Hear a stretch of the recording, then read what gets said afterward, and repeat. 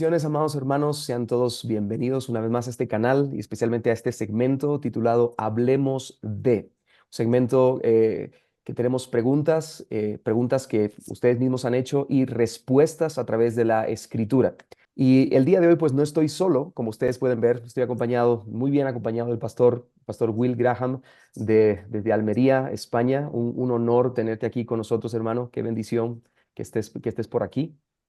Gracias, Y gracias, Pastor. Un gusto, gracias por la invitación. Siempre un gusto renovar nuestra amistad aquí y con ganas ya de estar juntos en persona a finales del año, si el Señor quiere. Así que gracias por invitarme. Siempre, me encanta estar contigo. Saludos para tu esposa, la familia, la iglesia, en el amor de Cristo.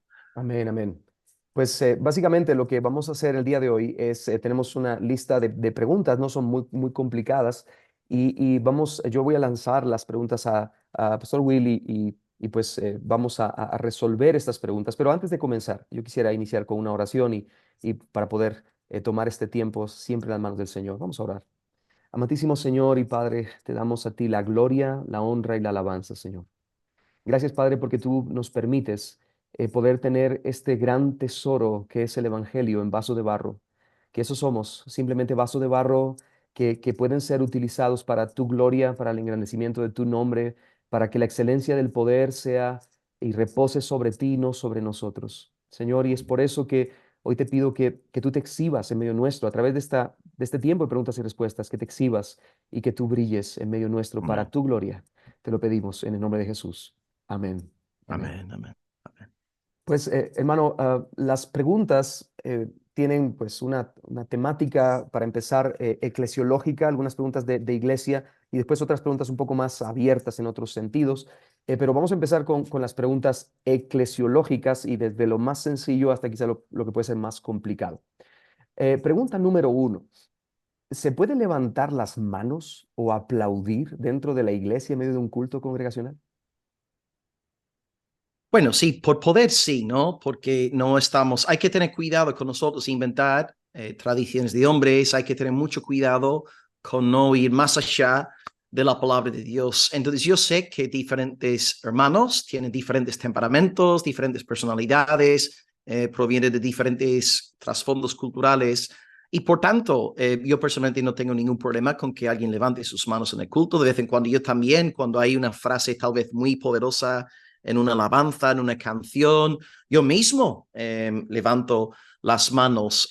Creo que debemos evitar ser dogmáticos, yendo más allá de la escritura. Debemos aferrarnos siempre a sola escritura, qué es lo que dice la palabra, y si la palabra no condena el acto de uno, bueno, eso, levantarse las manos, etcétera, en la iglesia, pues podemos permitir que haya libertad, ¿no? Siempre y cuando Dios esté siendo honrado, siempre y cuando no haya ningún tipo de desorden en el culto, ¿verdad? La gente llamando, digamos, a veces la atención hacia sí misma. Así que, bíblicamente hablando, en cuanto a esta primera pregunta, no hay ningún problema. Si alguien siente así, ¿no? De alabar a Dios levantando sus manos, pues por supuesto, tenemos muchas expresiones en los salmos que tienen que ver con posturas corporales, donde vemos en repetidas ocasiones como el propio salmista, ¿no? Levanta sus manos, inclina su cabeza, etcétera, se arrodilla, y todo esto es hermoso, forma parte de adoración en espíritu, en verdad. Así que no digo tampoco que sea una ley, o sea, si tú eres, digamos, de una cultura del norte, como yo, es poco común ver a gente en la iglesia haciendo todo eso. Para mí me resultó bastante chocante al toparme con todo esto aquí en España cuando llegué hacía 17 años, pero claro, ya he aprendido a distinguir entre la palabra de Dios y las exigencias de una cultura, ¿no? Y así que yo creo que tenemos ahí libertad en el Señor, no debemos condenarle a nadie. Así que los hermanos que prefieren no levantarse las manos, no deben condenar a los hermanos que sí se levantan las manos y viceversa, ¿verdad? Así que bíblicamente hablando, nadie debe condenar a nadie y ya está. Yo entiendo que ahí tenemos libertad en la casa de Dios en este sentido. Amén, amén. Creo que coincidimos en esa misma respuesta. Segunda pregunta, y siguiendo más o menos la misma temática, ¿nos podemos arrodillar en medio de una adoración corporativa, congregacional? ¿Puede ser posible eso? O, digámoslo, yo creo que la intención de la pregunta es ver rompemos el orden del culto, rompemos lo que el apóstol Pablo decía, hágase todo decentemente y con orden, si acaso nos arrodillamos en medio de una adoración. Sí, ahí está el punto, ¿verdad? Lo que dije antes. Por arrodillarse, vale, tenemos ejemplos bíblicos también en el Salterio. Claro, la pregunta es, ¿esta persona al arrodillarse está llamando la atención hacia sí misma? ¿Está interrumpiendo lo que has dicho ahí, no? El orden del culto. Claro, ahí está el punto, ¿no? Así que cada uno debe conocer su contexto local. Nosotros, por ejemplo, hay personas en nuestras iglesias que, en nuestra congregación, a veces, no siempre, pero hay personas que en un momento dado de la adoración se arrodillan, pero no están, digamos, llamando la atención hacia, estas personas no están llamando la atención hacia sí mismas, ¿no? Forma parte de una respuesta a una grandiosa verdad que están entonando, por ejemplo, yo qué sé, Dios como creador, Dios como redentor, Dios como santificador, Dios que nos sostiene, etcétera. Y en respuesta a estas palabras, pues a veces los hermanos se sienten abrumados y expresan su adoración a través de la postura corporal. Así que siempre y cuando no atente contra el orden del culto, es casi más o menos la misma filosofía que en la primera respuesta, ¿no? Que debemos conocer nuestro contexto, saber dónde estamos. Si yo, por ejemplo, me presento en una iglesia de Belfast, yo soy de Belfast, Irlanda del Norte, y yo hay en pleno culto, me arrodillo, nadie va a estar fijándose en el linario, todos van a estar mirándome a mí porque yo conozco el contexto de Irlanda del Norte. Pero claro, aquí en el sur de España, la gente es más expresiva que en el norte de Europa. Y por tanto, aquí en el sur de España, ¿tú te arrodillas en un culto?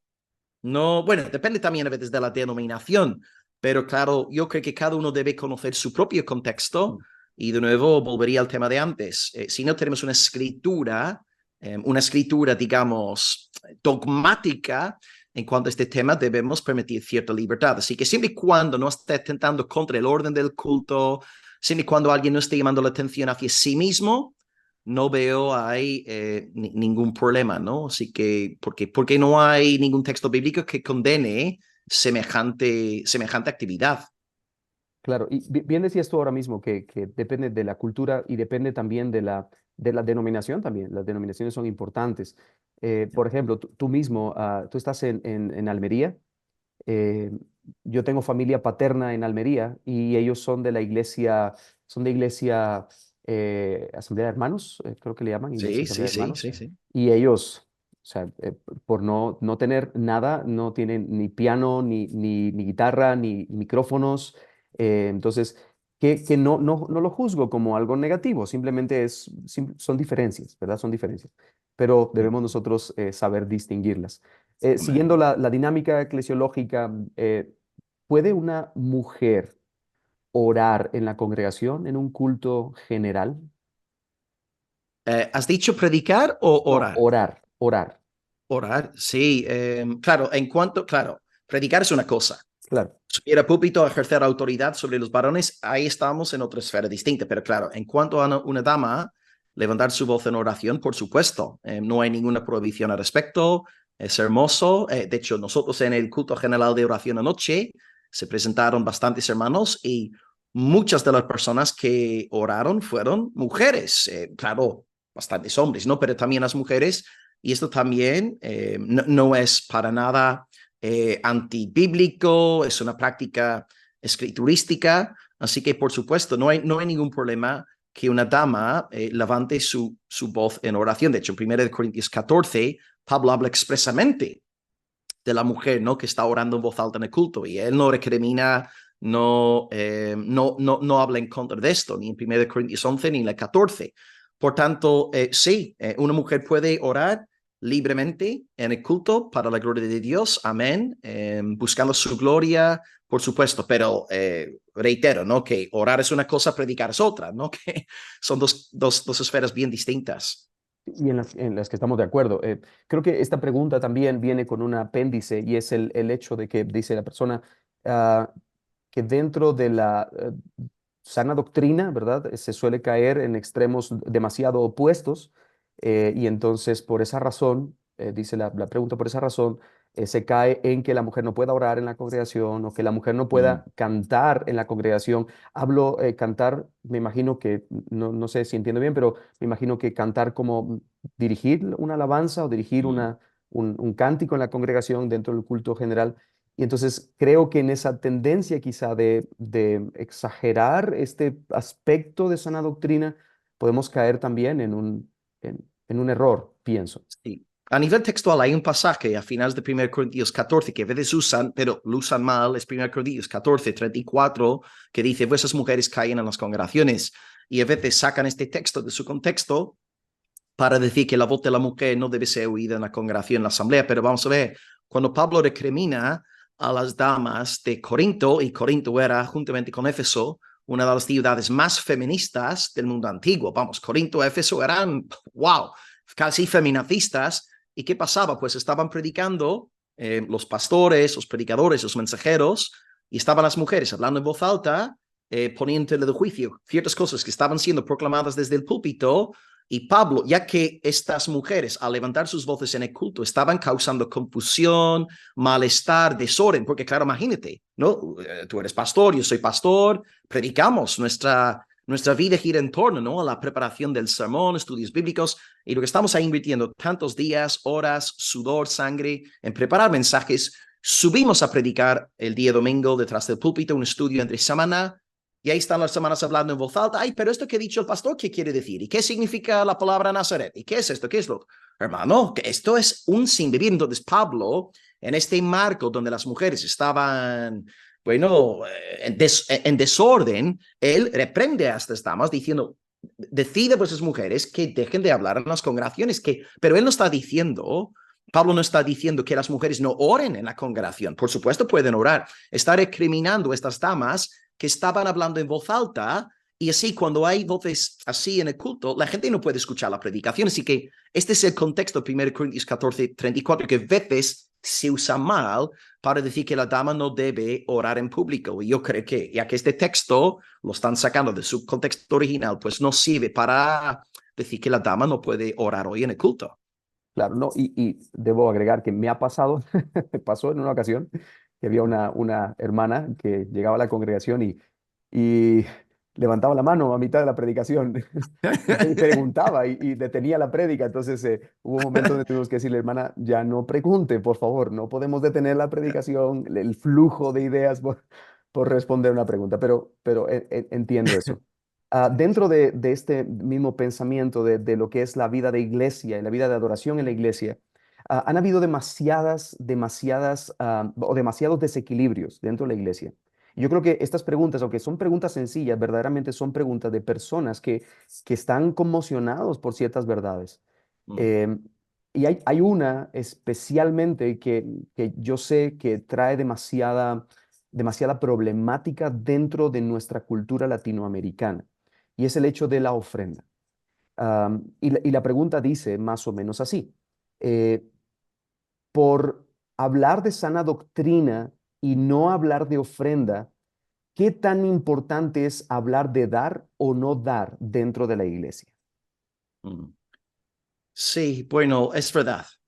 Yo reconozco también que aquí en España muchas veces piensan que los evangélicos somos unos ladrones solamente interesados en robarle a la gente, ¿verdad? Y que lo entiendo porque aquí hace 3 años en la prensa nacional salieron las imágenes de Jesse Duplantis.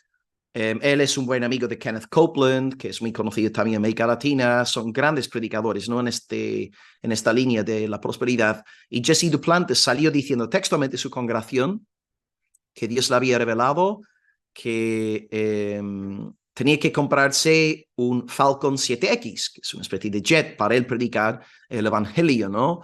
Y claro, un Falcon 7X en aquel entonces, hace 3, 4 años, costaba unas, qué sé, 36 millones de dólares, ¿no? Entonces él va pidiendo dinero a su iglesia para que él pueda comprarse ese jet privado. Y digo ¿Cómo, yo, bueno, vamos a ver. cómo no nos ha revelado el Señor este tipo de cosas a nosotros, verdad, hermano? Sí, verdad, increíble, que vamos, sin vergüenza, sí, están mintiendo, lo inventan todo, ¿no? Y claro, ¿por qué no podría ir en Iberia? ¿Por qué no podría ir en una aerolínea convencional? ¿Por qué necesita un jet? Jesucristo, ¿no? Jesucristo iba a veces montado en un burro, Jesucristo iba caminando. Jesucristo no usaba jets privados, ¿verdad?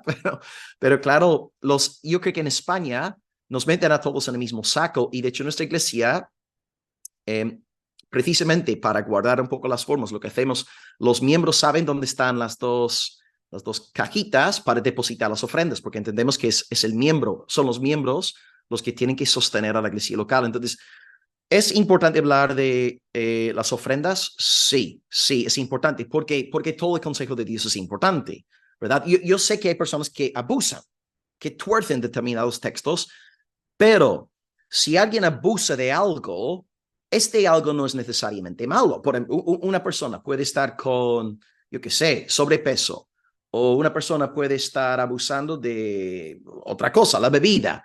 Pero por alguien abusar de la comida o por alguien abusar de la bebida, no quiere decir que yo deba dejar de comer, que yo deba dejar de beber. El abuso es malo. Y por tanto, si hay personas que están abusando del dinero, pero el tema de ofrendar y todo lo demás es un tema bíblico. Por ejemplo, en Gálatas 6, versículo 6, el Espíritu Santo nos dice, a través de Pablo, el que es enseñado en la palabra, haga partícipe de toda cosa buena al que lo instruye. Y luego la frase que todos tenemos memorizada, que viene a continuación, no os engañéis, Dios no puede ser burlado, pues todo lo que el hombre sembrar, ese también segará. Martín Lutero explica en su comentario en Gálatas 6 que Pablo está hablando de cómo ofrendar para apoyar la predicación del evangelio. Así que el pastor de la iglesia local es bíblico y es un mandato, de hecho, es un mandato que la iglesia local sostenga al pastor a los pastores de su congregación local. Estos pastores que nos están nutriendo, que nos están dando de comer, ahí ofrendamos para que ellos puedan dedicarse a la predicación de la palabra de Dios, ¿verdad? Y luego después, si queremos invertir en un ministerio como, yo qué sé, Puertas Abiertas, que está apoyando a la iglesia perseguida, por supuesto, pero primeramente, en orden, apoyamos a nuestra iglesia local. Yo, por ejemplo, mi ofrenda va, en primer lugar, a mi iglesia local. Yo ofrendo para mi iglesia local y luego, si Dios me da más en un determinado mes, pues también puedo sembrar en otros ministerios. Por supuesto, es bueno ser generoso. Así que sí, es importante hablar de ofrendar, no abusar tampoco. No es bueno abusar de ninguna doctrina, ¿no? Pero sí debemos hablar de esos temas porque, como hemos visto, Gálatas 6, versículos 6, 7 hablan de este tema. Y bueno, más textos bíblicos, 1 Corintios capítulo 9. La Biblia cree en la necesidad de ofrendar para apoyar la obra de Dios. Así que sí, hay que hablar de este tema con profundidad bíblica, con iluminación del Señor. Y no debemos, de alguna forma, deshacernos de esta cuestión por los abusos que hay. Así que esto básicamente sería mi respuesta. Sí, yo creo que estamos en línea. De hecho, nosotros en nuestra congregación hacemos exactamente lo mismo. No Mm. tenemos un tiempo de recolección de ofrendas, sino tenemos un cajón en la parte de atrás donde las personas pueden depositar su ofrenda y pueden hacerlo también. Lo que tú decías también, el tema de que no es una pregunta, pero me llamó la atención que tú lo dijiste, y es el tema de que tú dijiste, mi ofrenda, y es que en la mayoría de iglesias en Latinoamérica, los pastores obviamente no ofrendan a sus propias iglesias. ¿Por qué razón? Porque la idea que se maneja en la mayoría de iglesias es todo lo que entra a la iglesia es para el pastor.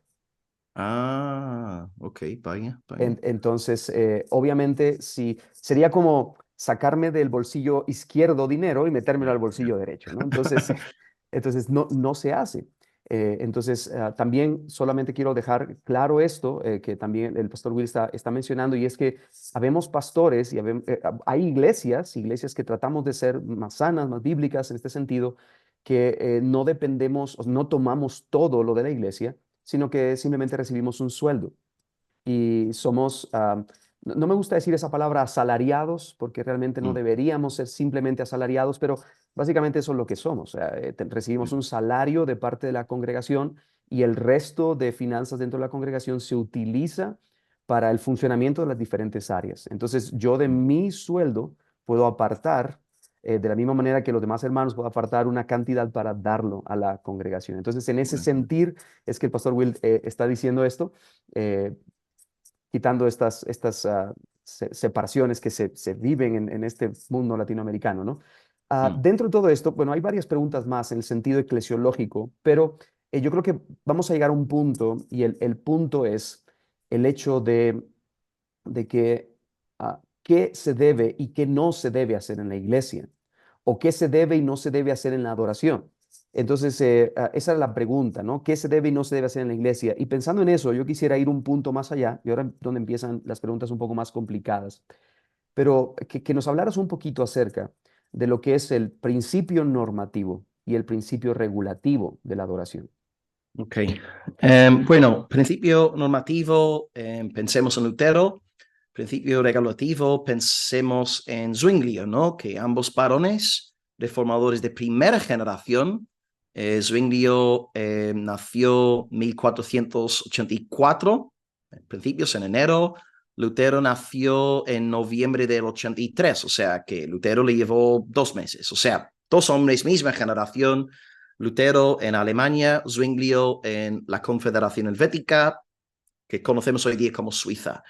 Lutero abraza el principio normativo. El principio normativo es, podemos hacer en la iglesia todo aquello que no esté expresamente prohibido en la palabra de Dios. ¿Okay? Todo lo que no esté expresamente prohibido en la palabra. Zwinglio es más radical, su principio es regulativo, dice, solamente podemos hacer en la iglesia aquello que está expresamente mandado, ordenado en la Biblia. Entonces, ¿qué puedo decir para expresar aquí esta diferencia? Pensemos en la guitarra. ¿Okay? La guitarra. Una guitarra está permitida en la iglesia de Lutero, porque el uso de la guitarra en la iglesia no está expresamente prohibido en la Sagrada Escritura. Por tanto, Lutero no tenía ningún problema con una guitarra. Yo, de hecho, tengo aquí una guitarra, nosotros usamos la guitarra en la iglesia. Entonces, el principio normativo dice que tú puedes tocar la guitarra en la iglesia. ¿Por qué? Porque la Biblia no condena el uso de la guitarra en la iglesia. Pero Zwinglio, ya que su postura es más radical, él dice que no, tú no puedes tener una guitarra en la iglesia. ¿Por qué? Porque la Biblia no manda que haya guitarra en la iglesia del Nuevo Testamento. A veces irán al Antiguo Testamento y dicen, sí, pero en el Antiguo Testamento hubo instrumentos. La respuesta típica es, sí, pero somos la iglesia ya neotestamentaria. Entonces no entienden la vigencia ahí del salterio en la adoración corporativa. Entonces, la pregunta, ¿no? En cuanto a principio normativo, principio regulativo, es básicamente este. Lutero, tú puedes hacer lo que sea con tal de que no contradiga ningún principio bíblico. Entonces Lutero diría que tú no puedes levantar ningún ídolo en la iglesia o no puedes hacer algo que viole la palabra de Dios. Zwinglio es más radical. Nosotros en la iglesia y la mayoría de las iglesias que conozco yo en España, no sé cómo, bueno, nunca he estado en Guatemala, pero me imagino que también la mayoría de las iglesias van a seguir el modelo ahí de Lutero. Así que esta sería a grandes rasgos la diferencia, ¿no? Lutero, podemos hacer lo que no esté expresamente condenado. Zwinglio, solamente podemos hacer aquello que esté expresamente ordenado. Esta sería la distinción esencial entre los dos principios.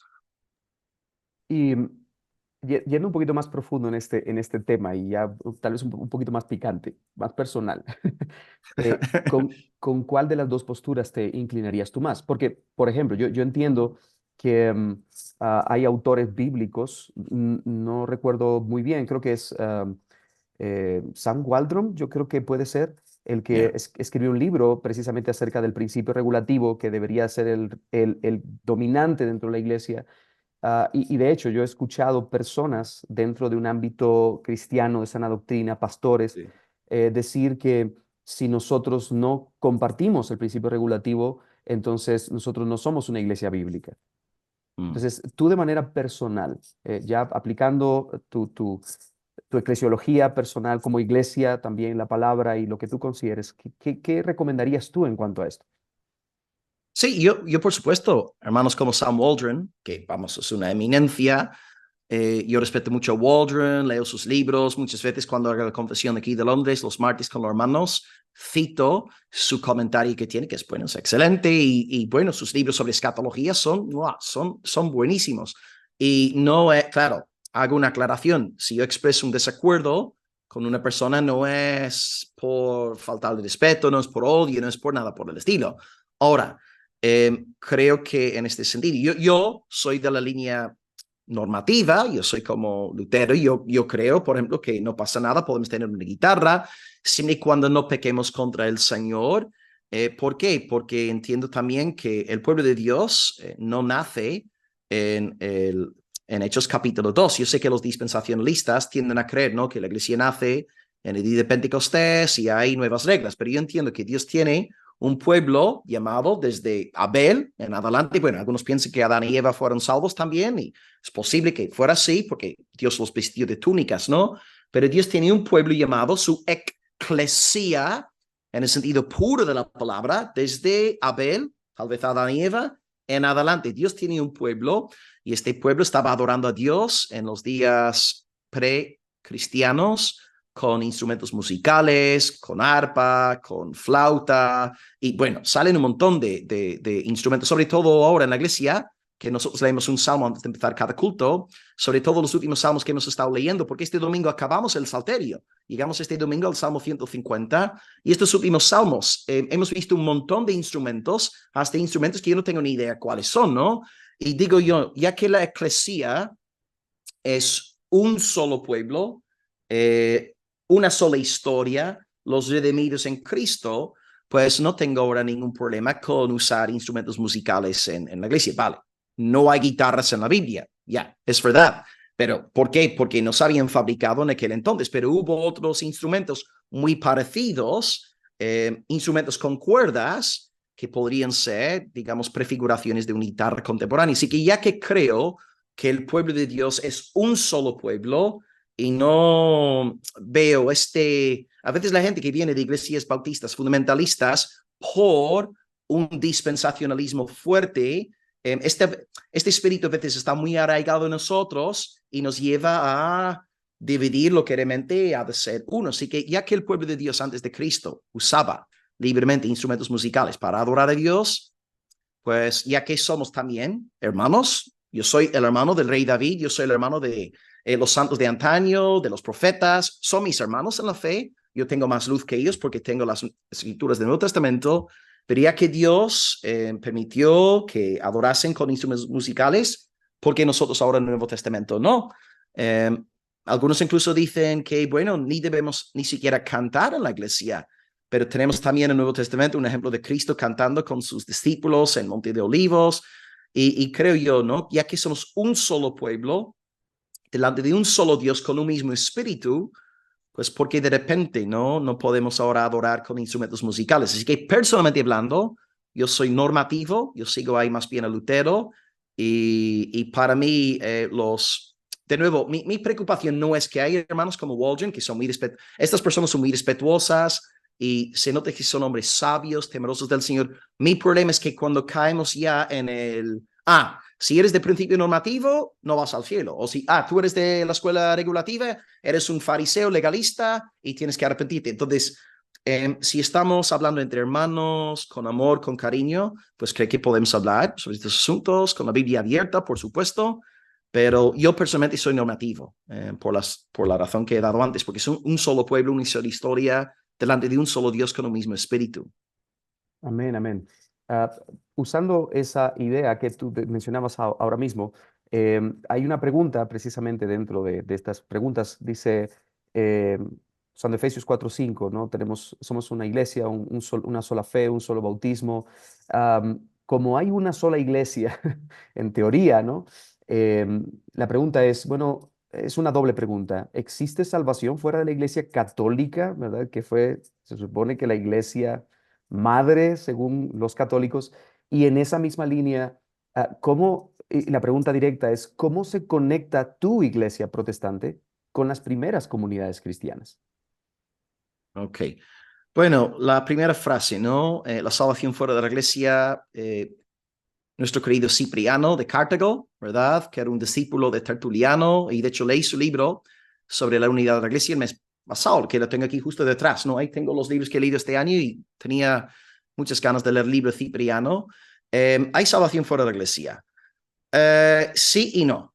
No en el sentido de Cipriano, porque Cipriano te está diciendo que tú tienes que formar parte de un cuerpo visible, la Iglesia Católica Romana, para ir al cielo. En este sentido, no. Pero en otro sentido, ¿qué significa iglesia? Claro, yo sé que usamos la palabra española iglesia, pero en griego es ekklesia, fuera, fuera. Klesia, del verbo kaleo, llamar. Es decir, literalmente, ekklesia es los llamados fuera, los llamados. Entonces, todas aquellas personas que han sido llamadas eficazmente forman parte de la comunidad de los llamados. Son eclesia. Y luego su deber, por supuesto, es buscar congregarse, formar parte de una iglesia local. ¿Por qué? Porque forman parte de la eclesia, forman parte de los llamados. Es posible que una persona llamada eficazmente por Dios, una persona regenerada, salvada, ¿no? Es posible que una persona así no llegue a unirse a una iglesia local. Sí es posible. No es no es lo normal, no es lo habitual, pero sí pueden darse casos. Bueno, el caso famoso es Lucas 23:43, el ladrón está en la cruz, Jesús le dice, de cierto te digo que hoy estarás conmigo en el paraíso. Ahí tenemos un hombre que fue eclesía, llamado eficazmente por el Espíritu Santo, puso fe en Cristo. Él no podría haber puesto fe en Cristo sin obra del Espíritu en él. Escrito está, 1 Corintios 12:3, nadie puede llamar a Jesús Señor si no es por el Espíritu. Es que este hombre fue llamado eficazmente, Dios abrió su corazón, lo venció, le renovó el entendimiento, el corazón, la mente. Este hombre puso su fe en el Señor Jesús. Así que él era un hombre llamado, pero no llegó a formar parte de ninguna iglesia visible. Pero sí diría algo aquí. Si este varón hubiese sobrevivido a esa crucifixión, si él habría, de una forma milagrosa, si Dios lo habría bajado de ahí, habría sobrevivido, pues me imagino que lo primero que hubiera hecho sería buscar una iglesia local, congregarse en Jerusalén con los demás apóstoles, porque si tú de verdad has nacido de nuevo dentro de ti, Dios pone esta gran necesidad de unirte a una iglesia local. Primero de Juan 4:20-21, ¿no? Tenemos este mandamiento de parte de Dios. El que ama a Dios, ame también a su hermano. ¿Cómo puedes tú decirme a mí que amas a Dios a quien no ves, si no amas a tu hermano a quien sí ves? Entonces, la filosofía cristiana es, si yo he sido llamado, si yo soy eclesia, si Dios me ha llamado a mí eficazmente, necesariamente voy a buscar una iglesia. ¿Hay excepciones? Sí, hay excepciones. Una persona llamada puede morir sin poder unirse a una iglesia, sin poder formar parte de una congregación local, pero no es lo habitual. Y digo esto porque hay muchas personas ahora en nuestros países que solamente quieren ser cristianos digitales. Lo que hacen es encender el YouTube el día domingo, descargan una predicación de Paul Washer, Sujet, Miguel Núñez, Joel Beakey, MacArthur, Bass, la persona que sea, y se conforman con cristianismo digital. Y de esta forma, yo quisiera exhortar a estas personas a que no sean vagas, perezosas, que se pongan las pilas y que busquen congregarse. Porque, vale, estamos hablando de un hombre que fue crucificado. Él no tuvo la oportunidad de unirse a una iglesia. Pero nosotros que estamos en el sofá el día domingo viendo predicaciones en YouTube, sí podríamos estar congregándonos. Entonces, no es necesario que una persona llamada eficazmente forme parte de una iglesia local, pero si una persona ha sido genuinamente llamada por Dios, va a querer formar parte de una iglesia local y hará lo que sea para poder congregarse. Por ejemplo, David Barceló. Estuve ahí predicando en Semana Santa hace un par de años. Me topé con una pareja que me dijo a mí literalmente, viajamos 1 hora y media todos los domingos para estar aquí en esta iglesia. Y yo les pregunté, ¿y por qué estáis viajando tanto tiempo? Estar aquí en un culto y luego regresar a casa.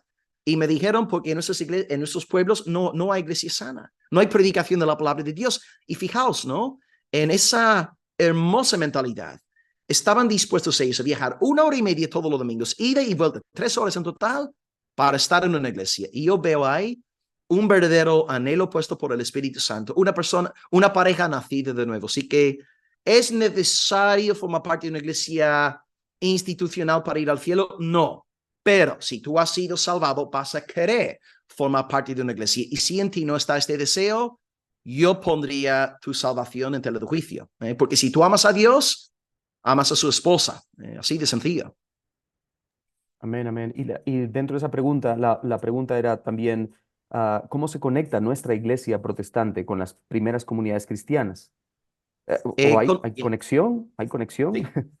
sí. Sí, sí, nosotros, bueno, nosotros no seguimos el modelo católico de sucesión apostólica en el sentido de obispos. Nosotros seguimos lo que llamamos sucesión doctrinal. Nosotros predicamos el evangelio apostólico, Hechos 2:42. Perseveraban en la doctrina de los apóstoles. La primera marca de una iglesia cristiana es la fiel predicación de la palabra de Dios. Como dice la Confesión de Augsburgo, redactada en 1530, la primera confesión protestante, artículo 7, la primera marca de una iglesia cristiana es la fiel predicación del evangelio. Juan Calvino, una generación más tarde, en su institución escribe, sabemos que hay una iglesia verdadera cuando en primer lugar esté siendo predicada la palabra de Dios, el evangelio de Dios. Así que sí, la iglesia evangélica está en comunión con la iglesia apostólica primitiva. ¿Por qué? Porque anunciamos el evangelio apostólico. ¿Qué es? ¿Cómo se define este evangelio? El evangelio es que Jesucristo murió por nuestros pecados en la cruz. Resucitó literalmente al tercer día. Y ahora todos aquellos que creen en este anuncio serán salvados, sus pecados serán perdonados, recibirán el obsequio de la vida eterna. Y nosotros como evangélicos resaltamos que la salvación está 100% en Jesucristo. Él es el todo suficiente sacerdote.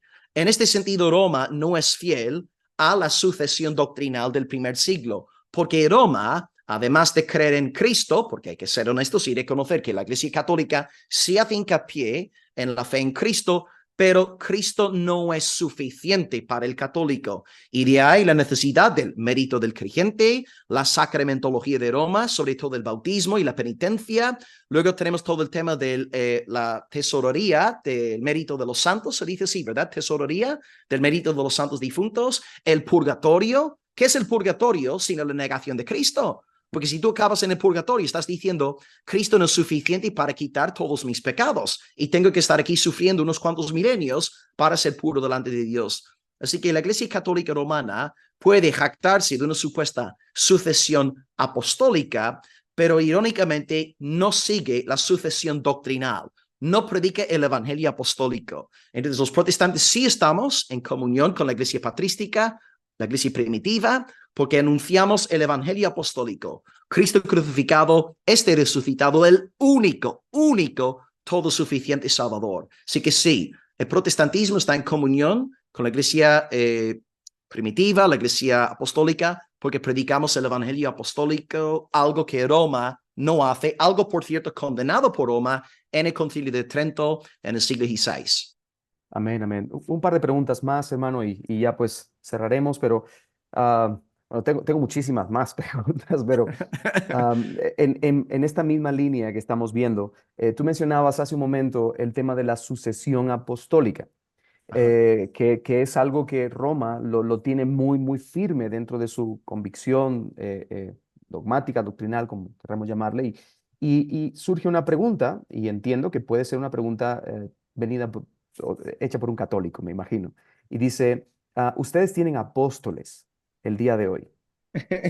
¿Cómo es que no creen en la sucesión apostólica?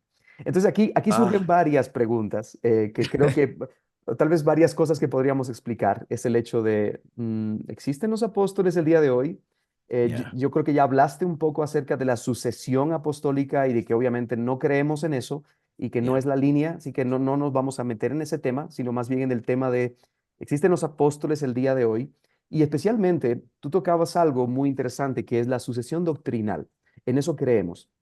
Y tocaste ciertos puntos clave que básicamente lo que hiciste fue denotar la catolicidad de la iglesia usando el credo, básicamente. Entonces, pero recientemente, y aquí ya sí nos vamos a meter en un tema así controversial, picante, ¿verdad? También. Pero recientemente un conocido, reconocido pastor de Guatemala, de la prosperidad, Cash Luna, y su hijo, Juan Diego Luna, ellos grabaron un video, entiendo que en contra de aquellos detractores que decían que ellos eran unos herejes, y ellos simplemente grabaron el video hablando de que ellos creían en el credo niceno y que eso los hacía ser parte de la fe cristiana. Y ellos de hecho Mm. citaron el credo durante la entrevista y dijeron el por qué creen en ese tipo de cosas. Entonces, luego al final nosotros tenemos un problema y es la duda de las personas. Eh, Ellos tienen esa fe. Entonces, ¿eso quiere decir que son mis hermanos? Ellos también tienen títulos apostólicos. ¿Eso quiere decir Mm, que es verdad lo que ellos manejan? ¿Qué nos dices acerca de esto? ok. Bueno, en primer lugar, el tema de los apóstoles, no hay más apóstoles, porque Efesios 2:20 aclara que constituían el fundamento de la iglesia, Cristo la piedra angular, y tenemos el fundamento, Efesios 2:20, el fundamento del profeta, apóstoles. ¿Cuántas veces colocas el fundamento de un edificio? Una vez, el día que lo estás levantando, ¿verdad? Yo no vuelvo a poner el fundamento después de 5 años. ¿Qué va? El fundamento está puesto y sigue así hasta el día final. Así que Dios no está poniendo un nuevo fundamento en el siglo XXI, ¿verdad? Así que Dios puso el fundamento en el siglo primero. Él puso el fundamento profético, apostólico, la piedra angular Jesucristo. Tenemos el fundamento. Y luego, número 2, argumento 2, es que Pablo aclara que él era el último de los apóstoles. Él reconoce que su apostolado era muy poco común, era un apostolado fuera de lo habitual, porque él no era un discípulo directo de Jesús, en el sentido de que no pasó 3 años y medio con Jesús, a diferencia de los demás 11 que sí que habían estado con el Señor. Y Pablo dice que en efecto se topó con el Cristo resucitado en el camino de Damasco, y por tanto él era un testigo ocular de Jesús. Y de hecho él usa este argumento en 1 Corintios 9, versos 1 y 2, diciendo, ¿acaso no soy apóstol? ¿Acaso no he visto yo al Señor Jesús? Así que Pablo nos está diciendo que una prueba de apostolicidad es el haber sido un testigo ocular del Cristo resucitado, algo que no puede pasar hoy. Aunque bueno, yo sé que hay unos cuantos, no sé si Cash Luna lo está diciendo, pero creo que Chiribi sí que lo dijo, que él sí que ha visto al Señor Jesucristo. Hay gente cada 2 por no, yo he visto al Señor Jesús. Está mintiendo. Cristo está a la diestra del Padre y todo ojo le verá en el día de su manifestación, ni un segundo antes, ¿vale? Tu imaginación, tu cerebro, tu mente, es posible que juegue contigo, pero nadie definitivamente ha visto a Cristo desde el siglo I. Así que sí, Pablo vio a Cristo y él habla de su apostolado como un apostolado fuera de tiempo. Él dice en 1 Corintios 15, versículo 8, al último de todos, como a un abortivo, me apareció a mí. O sea, Pablo te está diciendo autobiográficamente, mi apostolado es muy extraño, porque me apareció a mí en último lugar y me pareció a mí como a un abortivo. O sea, Pablo está reconociendo que su ministerio apostólico no era lo habitual como los demás apóstoles. Así que no hay más apóstoles hoy por Efesios 2:20, número 2 por los argumentos utilizados por Pablo, él era un testigo ocular, él dice que era un abortivo, 1 Corintios 15:8, hay apóstoles con A minúscula en el sentido de que todos somos enviados, porque apóstol, ¿qué significa? Es del verbo griego enviar. Entonces, en el sentido de que, bueno, Dios nos ha enviado a este mundo, Cristo en Juan 17, Padre, tú me enviaste a mí, ahora les envío a ellos. En este sentido, todos somos apóstoles, porque Dios nos ha enviado todos al mundo, sí, pero esto sería apóstol con A minúscula. Pero claro, no hablamos de apóstol de A mayúscula, los apóstoles, no hay más. Y en cuanto a Kashi y Juan Diego, la pregunta, ¿cuál fue exactamente de nuevo la pregunta, hermano? Bueno, ellos utilizaron el credo niceno y se definieron a ellos mismos como creyentes bajo digamos que bajo la catolicidad cristiana, ¿verdad? Bajo esa creencia, ese seguimiento doctrinal, y por lo tanto eso no les hacía entonces ser herejes, sino ser cristianos y ser hermanos. Ya, los protestantes abrazamos, sí, el credo niceno, que fue ratificado en Constantinopla. Niceno es del 325, Constantinopla 381. Abrazamos el credo apostólico y abrazamos también la declaración de Calcedonia 451. Así que como regla los evangélicos abrazamos estos 4 grandes credos. Otros agregan el credo de Atanasio también, pero sí, ya depende de cada denominación, pero básicamente es un credo ortodoxo. A ver, es difícil, ¿no? Porque, claro, eh, para ser evangélico no es suficiente con solamente creer estos 4 credos generales, porque estos credos no hablan de las 5 solas, ¿verdad? Porque la Iglesia Católica cree en los 4 credos que acabo de nombrar. Sin embargo, la Iglesia Católica en Trento, que fue celebrado entre 1545 y 1563, la Iglesia ahí condena expresamente el Evangelio apostólico. y por tanto está sobre Roma como sistema teológico un anatema. Pablo dice, si alguno predicare otro evangelio, anatema sea. Entonces ahí tenemos el sistema romano que creen estos credos que hemos nombrado, incluso el credo niceno, que recitan casi todos los cultos dominicales que tienen, y sin embargo, ellos proclaman un anatema sobre el evangelio apostólico, sobre la justificación por la sola fide. Entonces, que alguien crea en el credo niceno no significa que sea un verdadero cristiano. Ahora, reconozco que todas las verdades en el credo niceno son importantes, pero no son suficientes para tener un entendimiento correcto de lo que es el evangelio apostólico. Porque claro, yo repaso la lista de Nicea, ¿no? ¿Satanás cree que hay un Dios Padre Todopoderoso, creador del cielo y de la tierra? Por supuesto que sí. ¿Satanás cree que Cristo es el Verbo eterno que se encarnó para salvar a su pueblo, que sufrió bajo Poncio Pilato, fue resucitado el tercer día? Por supuesto que sí. ¿Satanás cree que está el Espíritu Santo, el autor y dador de la vida? Por supuesto que sí. O sea, Satanás también cree el Niceno, pero no es salvo. Entonces, hay que tener mucho cuidado con esto. Sí, por supuesto, queremos que nuestros predicadores crean en estos grandes credos. Amén, por supuesto. Pero no es suficiente creer en estos credos. Hay que saber primeramente si este hombre en cuestión, si entiende el evangelio, si predica el verdadero evangelio o si distorsiona el verdadero evangelio.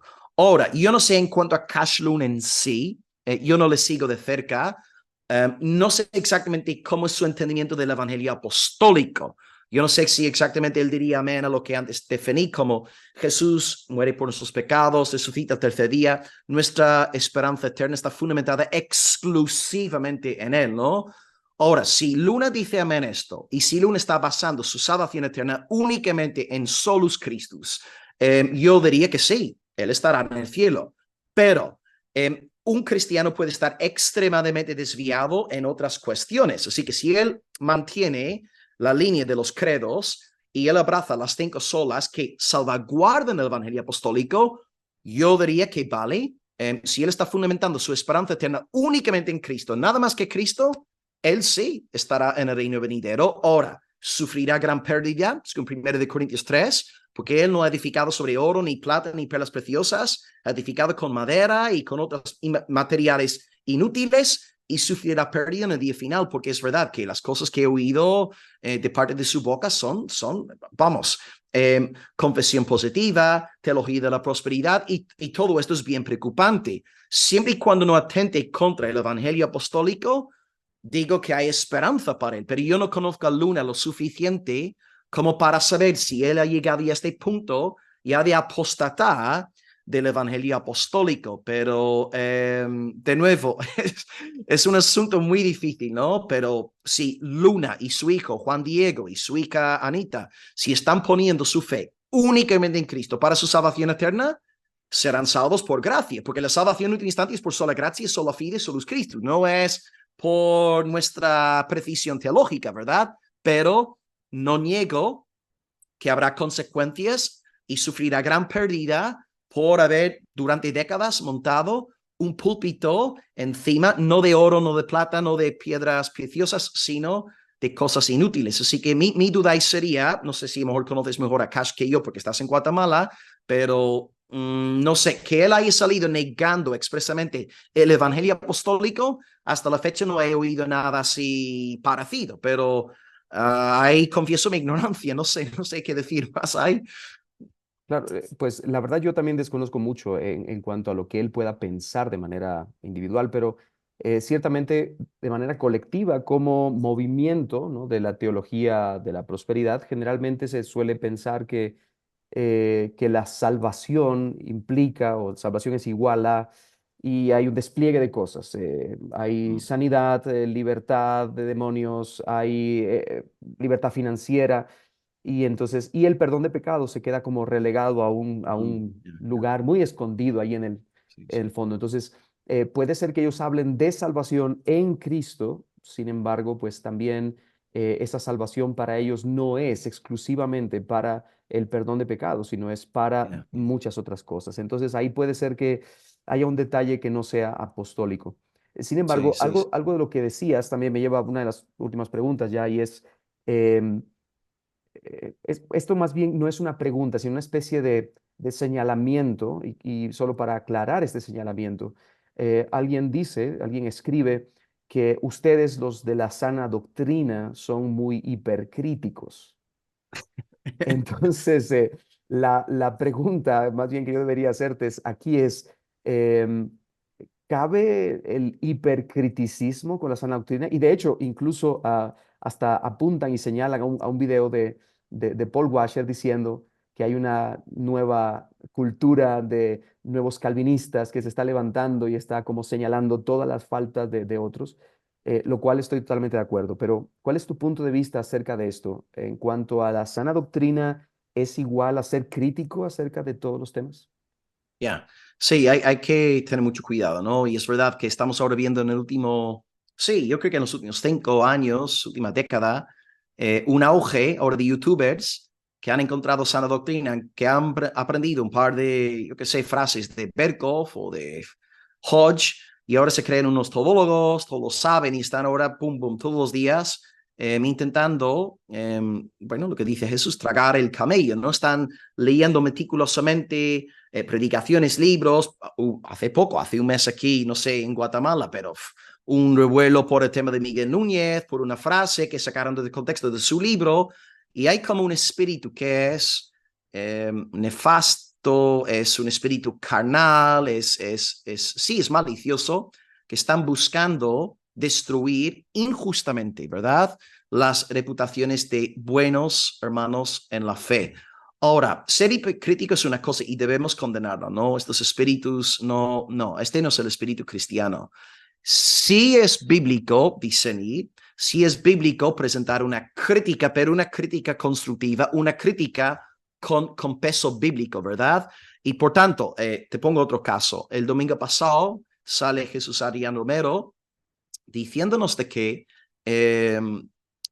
o uno, él está hablando en el contexto de paradojas y dice que debemos tener cuidado, ¿no? Con abrazar un aspecto de una paradoja para no caer en herejía. Y pone diferentes ejemplos, pone por ejemplo la deidad de Jesús, la humanidad de Jesús, en vez de decantarnos por o su deidad o su humanidad, debemos abrazar los dos aspectos. Y está ahí todo bien porque está hablando correctamente a nivel filosófico, está siendo fiel a una paradoja, una aparente contradicción, y luego a nivel teológico está siendo fiel a la hora de abrazar la doble naturaleza de Jesús.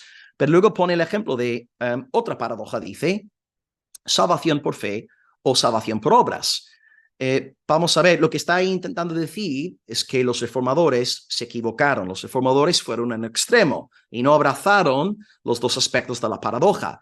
Pero hay varios errores ahí, hay una mentira filosófica porque en el caso de la reforma no estamos ante una paradoja.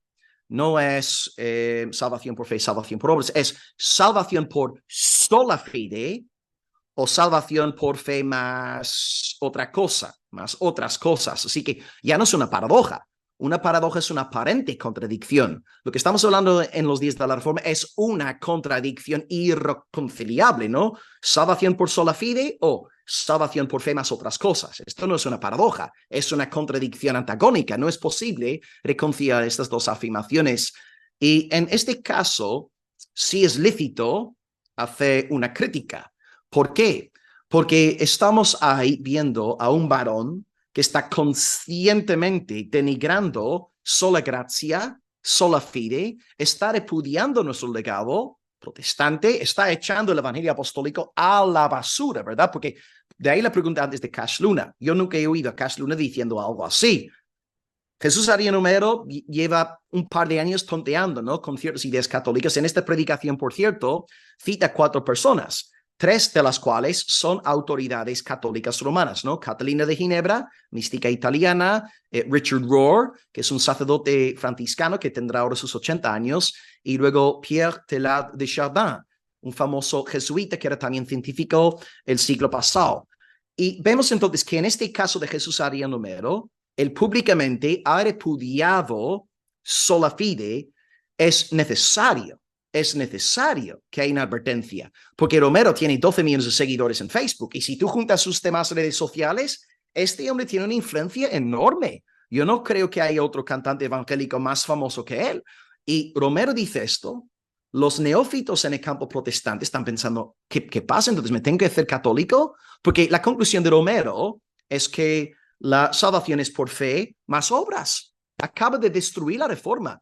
Por tanto, si hay una desviación pública, deliberada de la santa palabra de Dios, por supuesto, es lícito hacer una crítica, pero una crítica bíblica, una crítica con textos, capítulos, versículos, una crítica que respete a la persona, porque cuando salimos, por ejemplo, a hablar en contra de Romero, no estamos diciendo, ay, Romero es feísimo, no estamos intentando sacar trapos sucios de su pasado, de su familia, no, no.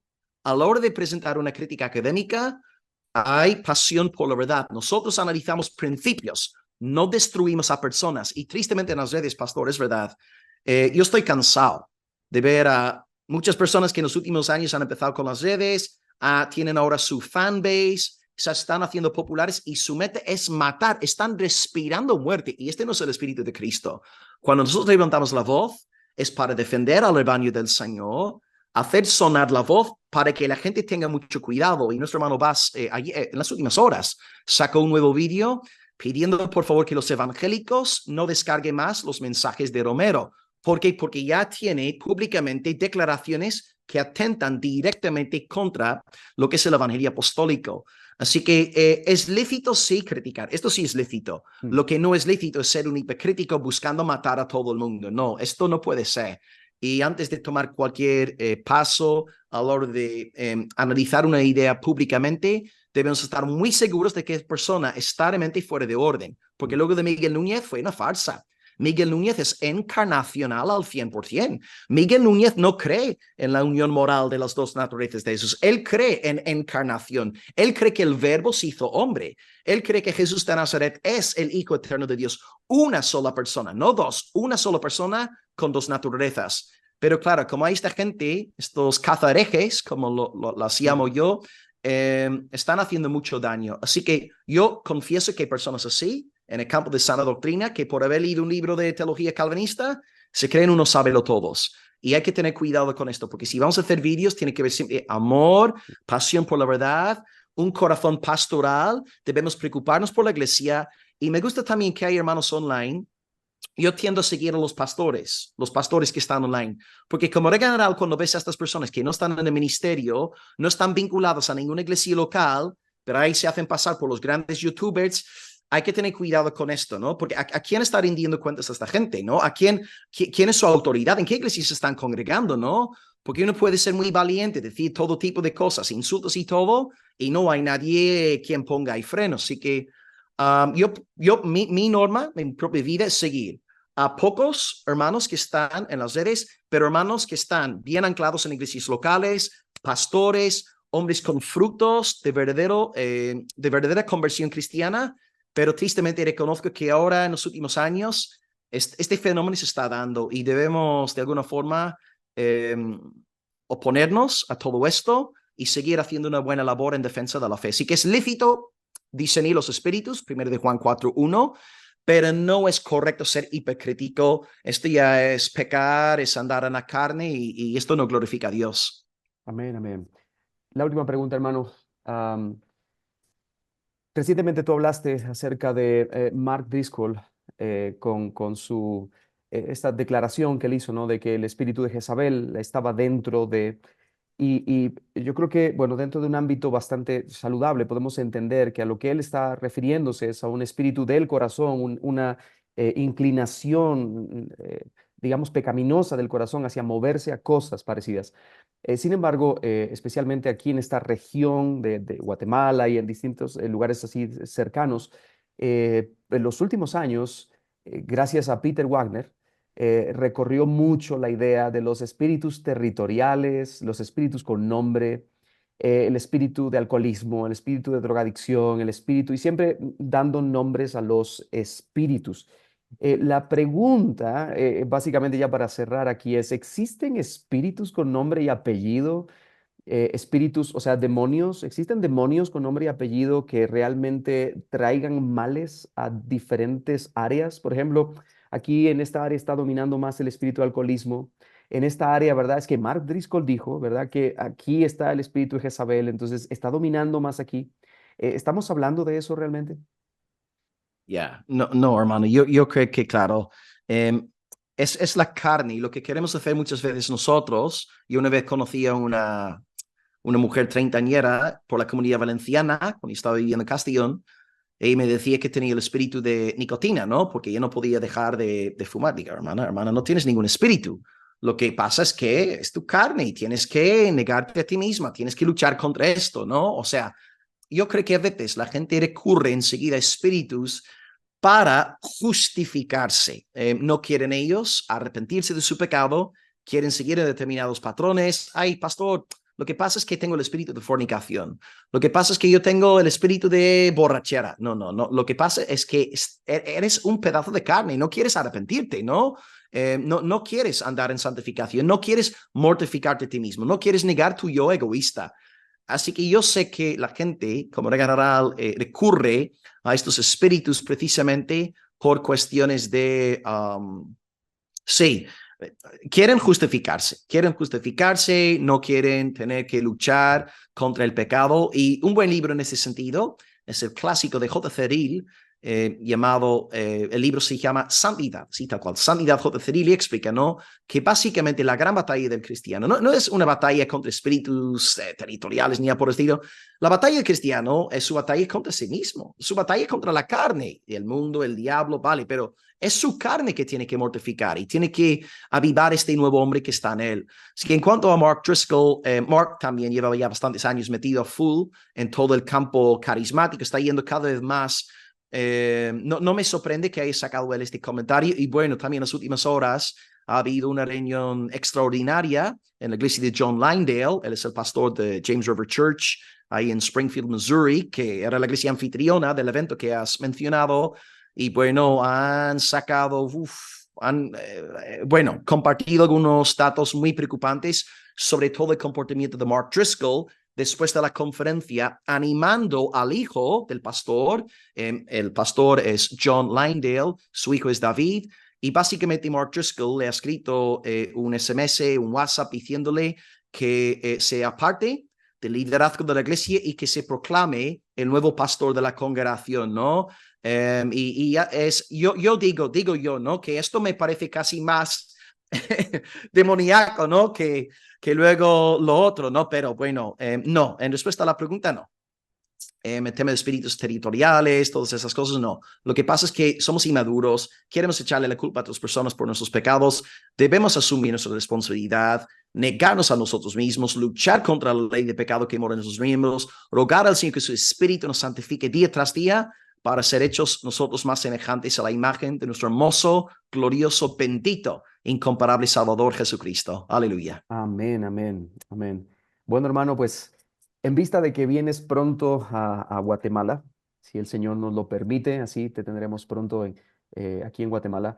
eh, Probablemente y bueno, y en vista de que Guatemala es uno de los mayores productores de café a nivel mundial, la pregunta más picante de hoy es, ¿prefieres el té o el café? Ten cuidado, Bueno, hermano. ahora, claro, yo estoy aquí, acabo de terminar un té negro. Para los británicos, el té, para el guatemalteco, ¿no? El café, para nosotros los británicos es el té negro. Yo tomo 3, 4 tazas al día, me encanta. Ahora, el café sí me gusta, pero descafeinado. Porque hace varios años me di cuenta de que al tomar el café se me acelera muchísimo el corazón. Me hacía y empecé a preocuparme. Yo pensé que estaba teniendo un infarto, ¿no? Entonces tuve que dejar el café hace unos años. Tomo descafeinado, me encanta el olor a café porque mi esposa, ella toma café de verdad, no café descafeinado, ¿no? Y ese olor, a veces que el aroma que llena la casa me encanta, pero yo, pues por razones de salud, solo tomo descafeinado. Y si tengo que escoger entre café descafeinado y té negro, bueno, lo siento, hermanos guatemaltecos, opto por el té negro y bueno, ya está. Tendré que pasar 200 años más en el purgatorio por preferir el té, pero no pasa nada. Yo soy británico, es lo que soy, lo siento. Hermano, tendremos preparado café para tu esposa, entonces no te preocupes. Quisiera solamente despedir este tiempo con una recomendación tuya. ¿Tienes algún libro que puedas recomendarnos? Algo que quizá tú estés leyendo o algo que puedas recomendar para la audiencia, que sería muy bueno. Sí, ya que estamos todavía en este contexto de Jesús Ariano Mero, su repudiación a la reforma. Este libro me llegó ayer. Michael Reeves, un profesor mío que estuve en Roma haciendo unos cursos de posgrado, Dr. Michael Reeves, él es rector de un seminario en Reino Unido. Está ahora en español este libro, se llama La llama indestructible, y vemos aquí los capítulos sobre la reforma protestante, ¿no? Tenemos aquí un capítulo sobre el contexto de la iglesia medieval, Lutero, Zwinglio, Calvino, Reino Unido, los puritanos, y luego la situación actual en cuanto a las 5 solas y nosotros como movimiento protestante. Así que este libro está ahora en español, me lo entregaron ayer, ya estoy leyéndolo, La llama indestructible del doctor Michael Reeves. Así que yo recomendaría este libro que está en Amazon en español, y Reeves es un excelente teólogo y mejor también como ser humano, wow, un bello, bello hermano en Cristo. Así que sería este libro, pastor. Amén, amén. Pues hermano, gracias por tu tiempo, gracias por este tiempo que de verdad te hemos exprimido, te hemos hecho un montón de preguntas, pero gracias, de verdad, gracias por compartir con nosotros y para todos los que han estado viendo, continuaremos en un próximo segmento de Hablemos de preguntas y respuestas bíblicas. Señor les bendiga grandemente, amados hermanos, y bendiciones.